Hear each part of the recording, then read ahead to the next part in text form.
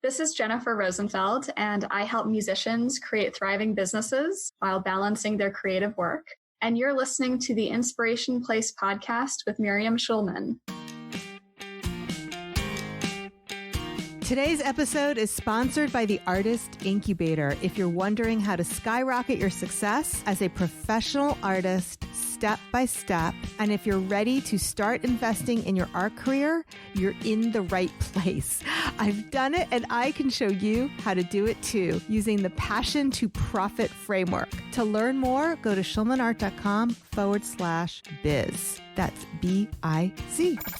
It's the Inspiration Place podcast with artist Miriam Schulman. Welcome to the Inspiration Place podcast, an art world insider podcast for artists by an artist, where each week we go behind the scenes to uncover the perspiration and inspiration behind the art.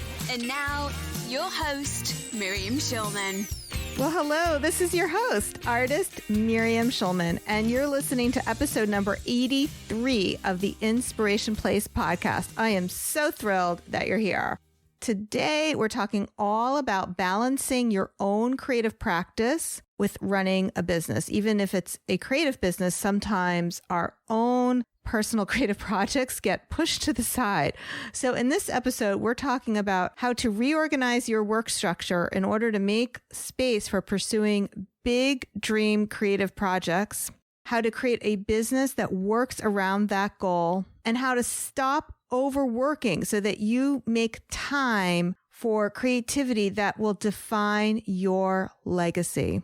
Before we dive into today's interview, I just wanted to let you know that Jennifer Rosenfeld, my guest, and I recorded this over a month ago before a lot of the shit hit the fan, so to speak, in terms of the coronavirus. However, what we are talking about is actually more important than ever. As you'll learn during today's episode, my guest Jennifer Rosenfeld helps musicians insulate their careers from the unexpected. She mostly works with performing musicians. The same is also true for what I do. I am really helping artists also insulate their careers from these bumps in the road. So if you are ready to create a new paradigm where you can work and hustle less and earn more money and have more time for your creative practice, we are here to help you.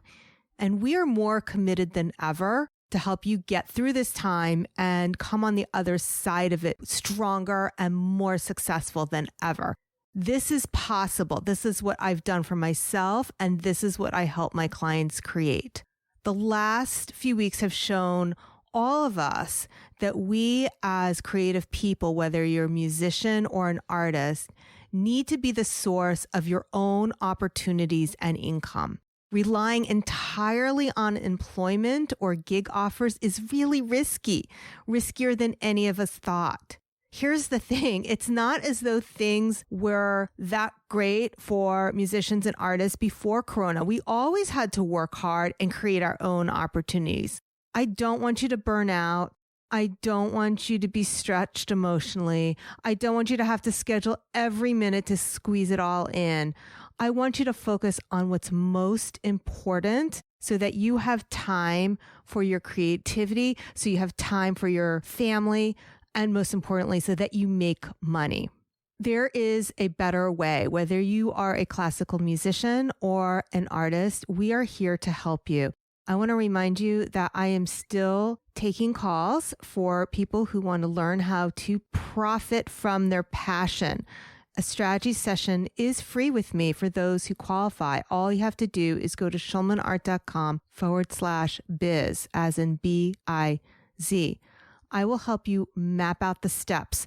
If you're home right now, this may be the best time for you to really work on your career so that you won't have to be in this situation ever again. Okay, so I hope that you enjoy today's episode with Jennifer Rosenfeld. We're talking all about balancing your creative practice with running a business. But just so you know, all of this is very relevant My daughter, who I mention a lot in this episode, she's still getting her lessons over Skype, her cello lessons. And I know many parents who have not discontinued their children's music lessons throughout this crisis, and many parents who have not discontinued their children's art lessons throughout this crisis. If anything, people need art and music more than ever. This is what makes us feel good. This is what life is all about. And this is what makes life worth living. Okay, on to today's show. Today's guest helps high-level musicians create thriving businesses that support their dream creative life, just as she's done for herself as a musical theater writer and composer. A leading arts entrepreneurship educator and speaker, she's the co-author of Awakening Your Business Brain, an I-Cadenza guide to launching your music career. With a JD and MBA from Stanford Law School and Graduate School of Business, today's guest has consulted for and taught at institutions including Stanford, Peabody at Johns Hopkins, and the Frost School of Music at the University of Miami. Please welcome to the Inspiration Place, Jennifer Rosenfeld. Well, hey, Jen, welcome to the show. Thank you so much, Miriam. A lot of times I will have somebody on because either, I want to get in front of their audience or whatever. And I have to confess that one of the main reasons I'm having you on is because I want to get my daughter listening to the podcast again. Awesome. So I had to do something related to music. So okay, yes. We'll make it happen. Right. And all her friends, so they can fangirl me too. Yes. Awesome. And you. Right. Both of us. Mostly you. No, both you of us. Too. Okay. Right. Both of us. Because we're so awesome. And also, it never hurts to be a friend of the podcast host. I have a lot of friends on. So Jennifer is somebody I know in real life. We've met through again, because people have been meeting a lot of my mastermind buddies. We met in Colombia and also in San Diego. And sadly, we won't be hanging out there again. But you come to New York? I will. Yes. Oh, I'll be in New York this spring, actually. Oh, awesome. Okay, yes. We'll make some plans. So Jennifer coaches musicians. They're artists too, but everybody thinks they're a unique snowflower. Is that right? That's right. Absolutely. Okay, so that's why we have niches. But I do want to hear about your work, and I also want to hear about your musical that you're working on. Well, if you want, I can give a little background of how I got to this. You have some pretty impressive street credentials with this law degree. How did you get from there to here? That's a great question. I co-founded a business called I-Cadenza over 10 years ago. That was really the first thing I ever did after college. I co-founded it with a high school friend of mine named Julia. And that was sort of our first career starting when we were 23 years old. So I spent about 10 years working with musicians on all kinds of career development, project development, mostly in the space of classical music, because that's my background.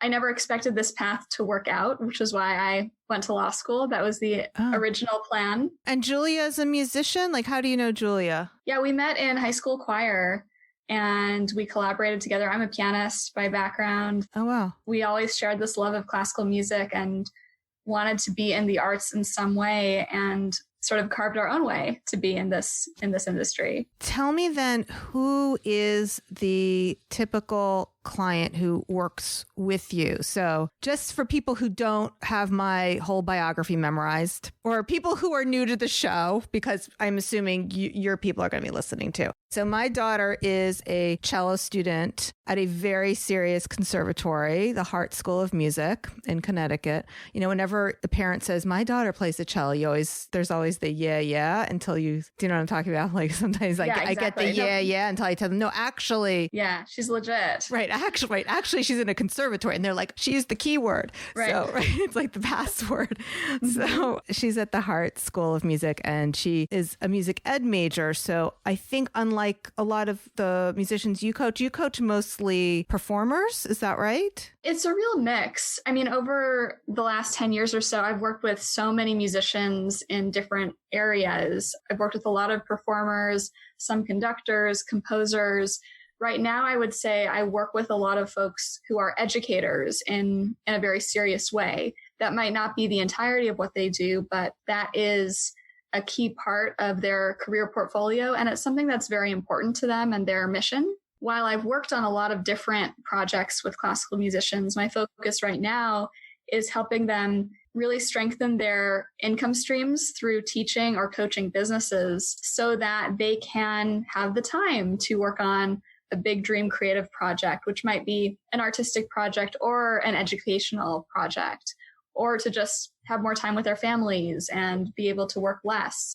So I love working with educators, and I think nearly anyone who finds their way into a career in classical music has a real appreciation for education, because this is a career path that requires so much training and so much of the legacy of teachers and knowledge being passed down. So I love being around people who value that so much. One thing I get sometimes for those who don't know better, let's put it that way, like other well-meaning parents, like when I said, oh, Ty is going into music, and they're like, oh, is that such a good idea? And, they think it's going to be such a hard path. But the truth is, to be a music educator, the barriers of entry are so high to get to the point where you're qualified to do that it really is that the supply does not meet the demand. So that's why the placement rate is actually really, especially if you go to a school like Hart or these other places that you've taught at, Peabody or the Frost, like these top tier schools, it really is a viable career.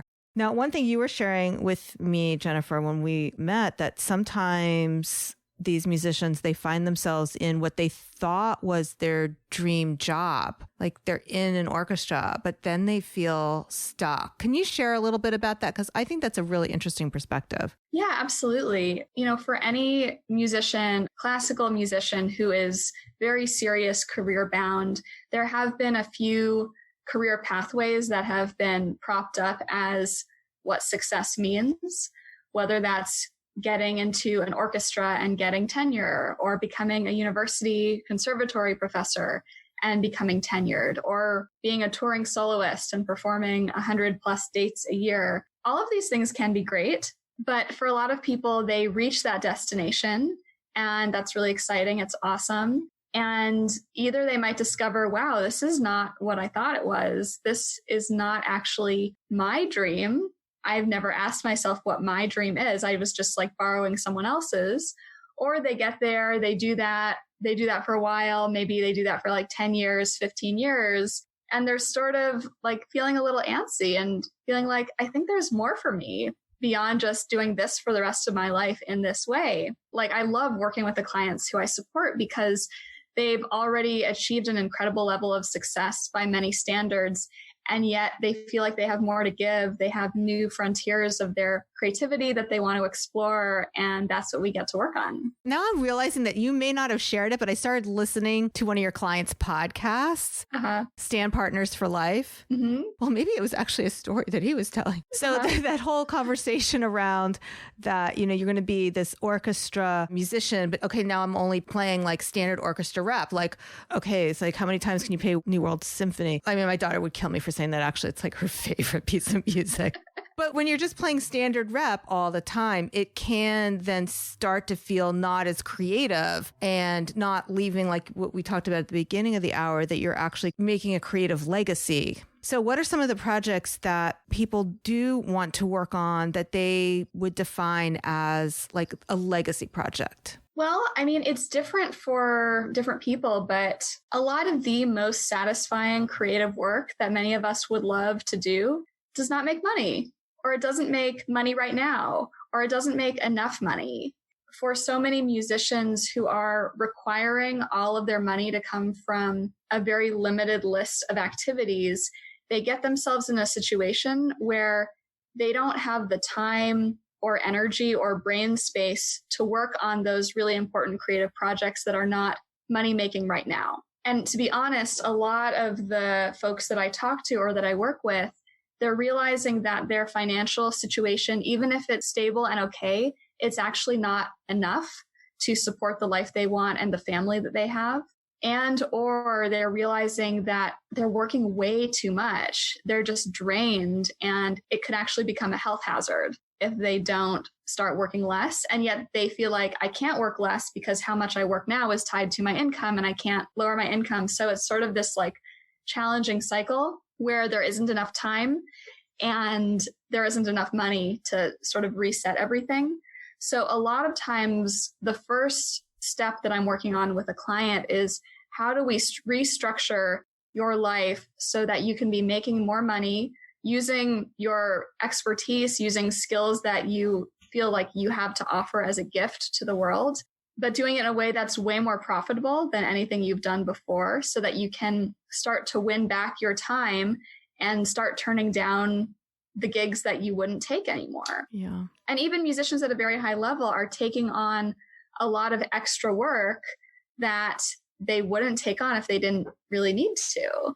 Yeah. And just because we're speaking to a lot of my audience who may not be familiar with a musician life, that when you overwork as a musician, you are prone to repetitive use injuries. You get, I don't know if carpal tunnel is the proper word, but that's that. There's tendinitis. My daughter is even just in the conservatory level for the demands of her practice schedule. For that, she has suffered from pinched nerves and hand injuries. And this can sideline a musician. I mean, besides the fact that it can be very painful, but then it can sideline you from what your core activity might be. If you're taking on too many gigging, as you said, then you may not be able to perform in the orchestra or whatever it is that you're doing. It can completely sideline you. Absolutely. You're at higher risk for injury. Also, I mean, musicians spend so much time driving to gigs. Like you might spend 8 hours a week in the car going to gigs that don't pay that much, but you're still counting on it. So, and then, just on top of that, like being tired from performing all the time, from driving all the time. So many musicians I work with, their life is like this finely tuned watch where everything has to work perfectly, and anything that throws them off, like if you get sick or if you're running late, it's sort of like the whole puzzle starts to fall apart. That's such a high demanding, high stress situation to be in. And it's really hard to be creative when you're there. So oftentimes when I work with someone, we are just like restructuring. And once they do that, then there's finally space for them to consider, okay, I have a bigger creative dream. And for some of them, some of my clients, they really see their part of their legacy as being an educator and creating a method, having their educational ideas reach people around the world and not just a limited number of students who can study with them in person. So would an example of that, I'm just trying to pull from what my daughter's chats are, right? Okay, so for example, her professor, we'll give him a name, Professor Miai Title from the Art Conservatory, took a sabbatical so he could play all the proper etudes.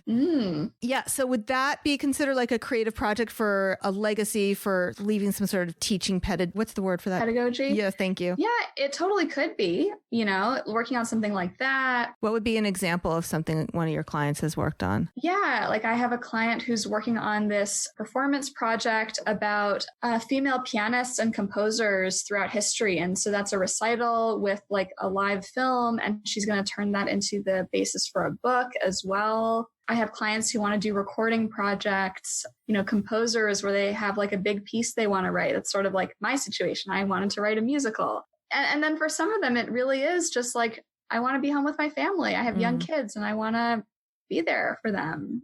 Yeah, it's a real mix of things, but so often they haven't had the time to really dream big. How have you been able to, and you can just use a specific example, like a case study, help them reorganize it so they can do it? Like what would be something, a blind spot maybe that they're not seeing that you usually go in there and help them fix? I mean, I do think that through teaching or coaching, that's the best way that musicians can make money, because that is sort of an understood thing that people want. But I'm a huge advocate of getting out of hourly pricing and restructuring to charge higher prices, sell packages, and not necessarily teach an hourly lesson every week.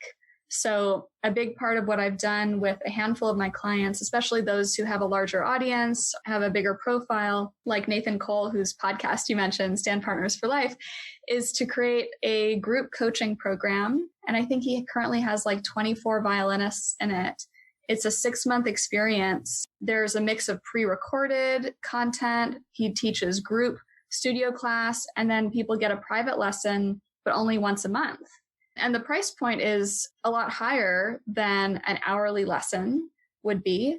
But the overall result they get at the end of 6 months, I told him, was like, how can the result they get in 6 months be better than if they took 6 months of private lessons with you. What kind of people sign up to work with him? Are they like super adult, super fans of the orchestra who just think, oh, it would be so like, this is my bucket list. It'd be so cool to learn violin from this famous concertmaster? Is that? It's a real mix. You know, his approach is someone who like, he tends to attract people who like to get into sort of the nitty gritty of the mechanics of technique. So people who, you know, like to geek out a little bit around violin technique and not just use abstract metaphors. His students are a mix of really serious professionals in orchestras around the world who are still auditioning. And then I think he has some very advanced amateur players who have careers in all sorts of fields, but they've been very serious violinists their whole lives and just want to keep bettering themselves and improving. That's awesome. I just want to also point out that there are some common principles that I share with my clients that I work with. So you mentioned not doing once off things. So that's a big thing I work with my clients, whether they're teaching, not about offering this like one session, that it's always selling a package of sessions if you're a teacher, but also trying to think in terms of multiples, even when you're creating your art, so that you want to offer a set of prints, or you think about a triptych, or you work in a collection so that it encourages your collectors to not just do a once-off purchase, but to really invest in something that's a little more meaningful. And then a basic example that I use all the time that I find too many artists, fine artists, painters do is they try to sell the single note card. I'm like, you are never going to make a living selling $5 note cards. Like, fine, package them up and offer 5 for 20. That's okay. You know, let somebody spend $20, not $5, but better yet, let them buy a print, because a person who's just buying a single note card, most likely they're going home and they're framing it. So don't give them the $5 options. So it's similar, right, Jennifer? 100%. And it's like so off. I mean, I don't know if you find this, you know, in the art world too, Miriam, but I think everyone has money issues, all of us. And I found in music, those are sort of compounded. There's a lot of beliefs around how we relate to money. A lot of the times when musicians think about what should I charge? How should I work? They're purely thinking about it from the place of what can this other person afford, and not from the place of what do I need to live and to feel good in my life, and how do I get my needs met? So, you know, when you talk about selling packages, we both know this as business owners, being able to predict our income and know how much money we're going to be making, not just this month, but like a few months down the line, is really, really helpful. So a lot of it is like creating new financial practices that actually support someone to be a bit more comfortable and stable in their lives. Yeah. And I would take that even another step further. What I see artists and musicians doing is they think about what they would want to pay for something, which is the wrong thing. So you're going to value it less because this is something that comes easy to you than somebody who doesn't have your skills and wants to learn it.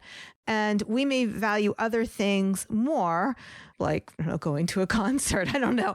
But like, I was just thinking, you know, there's some people who will pay extra money for organic produce and other people don't. So just because what you are willing to pay for that thing is not the right question to ask. And which is kind of different. I know you said, well, they think about what the other person can pay, but they're thinking it through their own lens rather than 100%. Like they're thinking what they would pay if they were the other person, not actually what the other person can pay or wants to pay or is willing to pay. And then I don't know about you, but I found just in general, whether it's art for sale, whether it's a class, the customer, the collector always values it more when they've paid more. Absolutely. I really believe that people value it more when they've paid more and when they are treated like a VIP in the purchase, in the process of like buying something.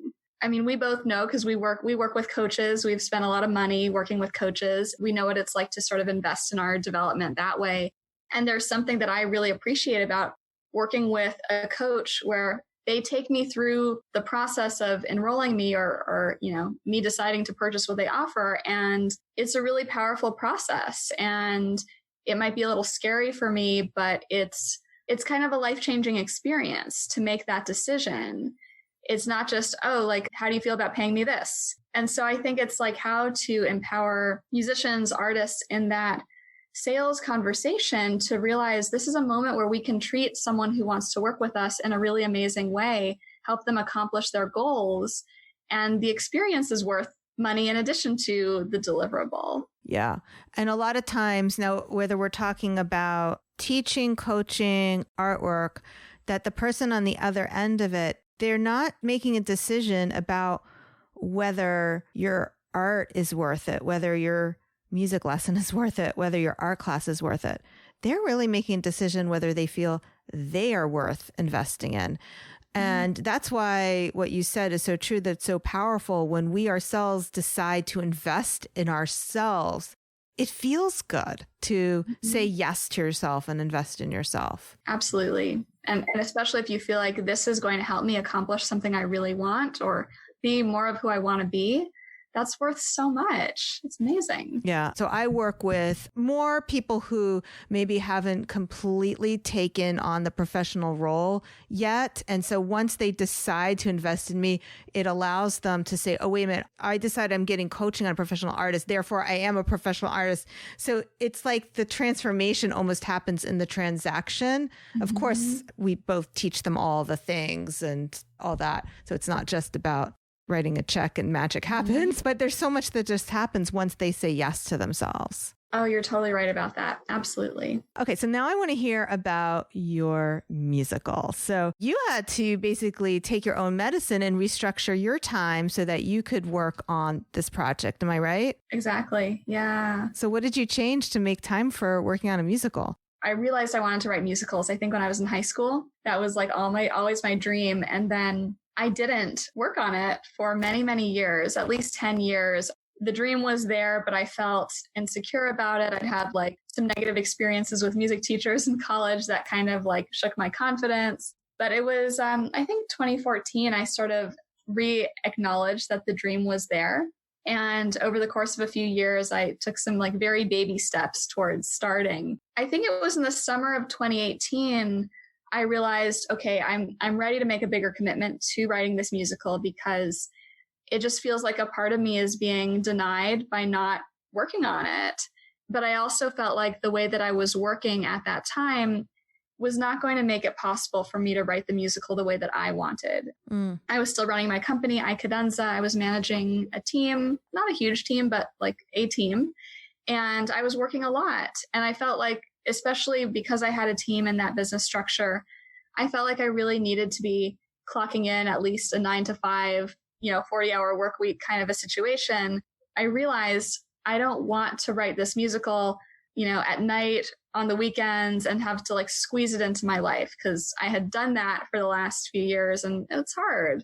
Part of it was really just coming into clarity around what is the ideal life that I wanted. And I wasn't looking to totally not do it. Like I wasn't looking to spend 100% of my time on the musical, but I wanted the freedom to spend several hours during the week, during the day, writing it. Like before getting on this call with you, I was writing the musical on 1 p.m. on a Thursday, and to be able to do that guilt-free without feeling like anyone's waiting on me or that I should be doing other work is so amazing.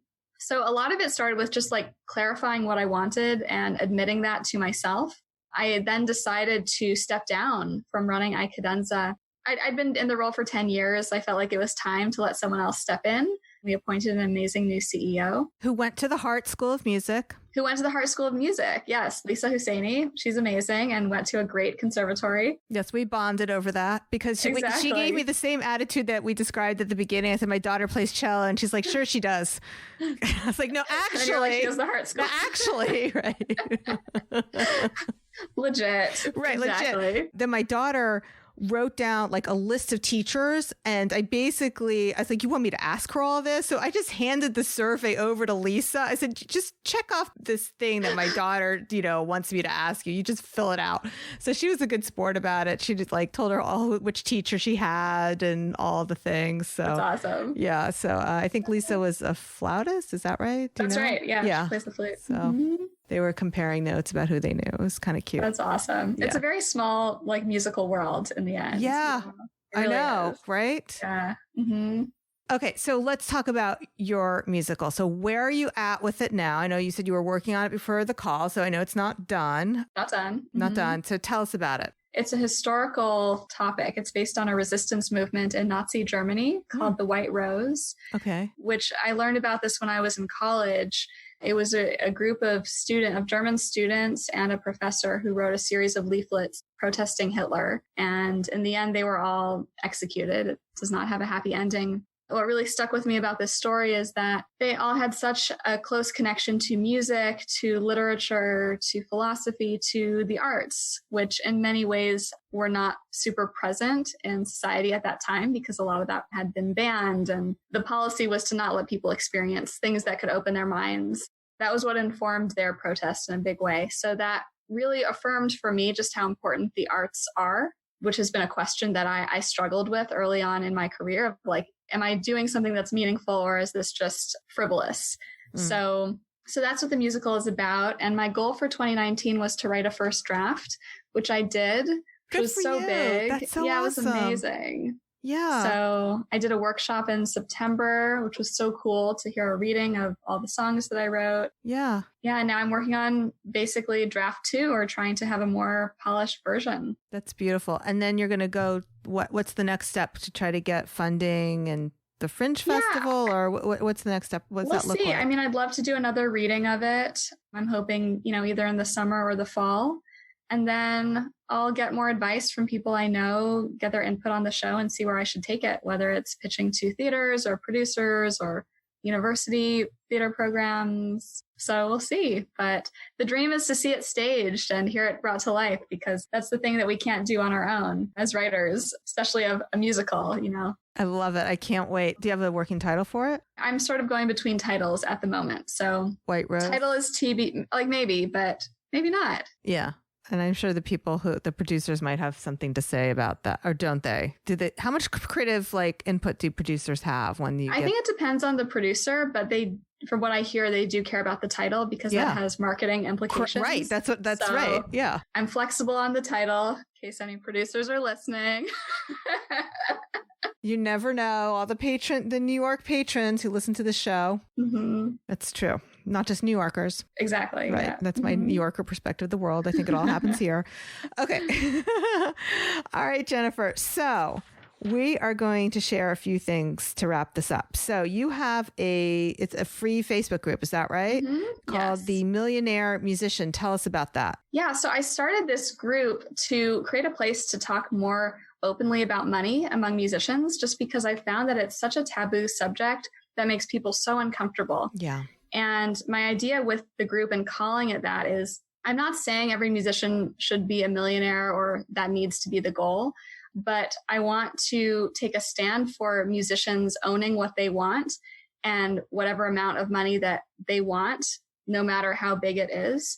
For me, a lot of it was this idea of if as a musician, if I knew that the impact I was having was so enormous that it would only be fitting to be compensated $1 million, what would that look like? Interesting. So I really want to advocate for musicians to expand their vision of impact and what they're doing and allow that to correlate to their compensation. So that's what we talk about there.